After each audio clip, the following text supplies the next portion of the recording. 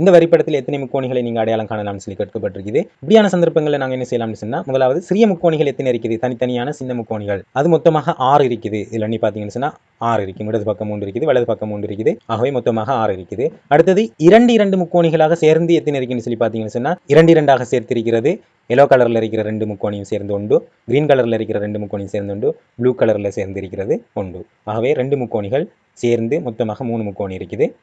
அதே போன்று அடுத்தது 3 முக்கோணிகள் எத்தனை இருக்குதுன்னு சொல்லி நாங்கள் பார்த்தோம்னு சொன்ன உடனே இதில் பாருங்க, அடிப்பக்கத்தை நாங்கள் எடுத்து இந்த முக்கோணியம் இடது பக்கம் 3 முக்கோணிகளையும் சேர்த்து வலது பக்கம் 3 முக்கோணிகளையும் சேர்த்து 2 முக்கோணிகள் எடுக்கலாம். அதே போன்று இந்த ஒரு பக்கம் எங்களுக்கு 2 முக்கோணி வருதுன்னு சொன்னால், எங்களுக்கு 3 சேர்ந்து 2 துண்டு வருதுன்னு சொன்னால், இதே போன்று 3 பக்கத்துக்கும் எங்களுக்கு 2 வரும். ஆகவே இங்கே 3 முக்கோணிகள் சேர்ந்து மொத்தமாக 6 இருக்கும். 3 முக்கோணிகளாக சேர்ந்து உருவாக்கப்படுற முக்கோணிகள் மொத்தமாக 6 இருக்கும். இது எல்லாத்தையும் சுற்றியுள்ள பெரிய முக்கோணி ஒன்று இருக்குது. அதையும் சேர்த்தோம்னு சொன்னால் மொத்தமாக எங்களுக்கு இங்கே 16 முக்கோணிகள் காணப்படும். இதுபோன்ற வீடியோக்களை தொடர்ச்சியாக பார்வையிடுவதற்கு எஜுஇன்ஃபோ யூடியூப் சேனலை சப்ஸ்கிரைப் பண்ணுங்கள்.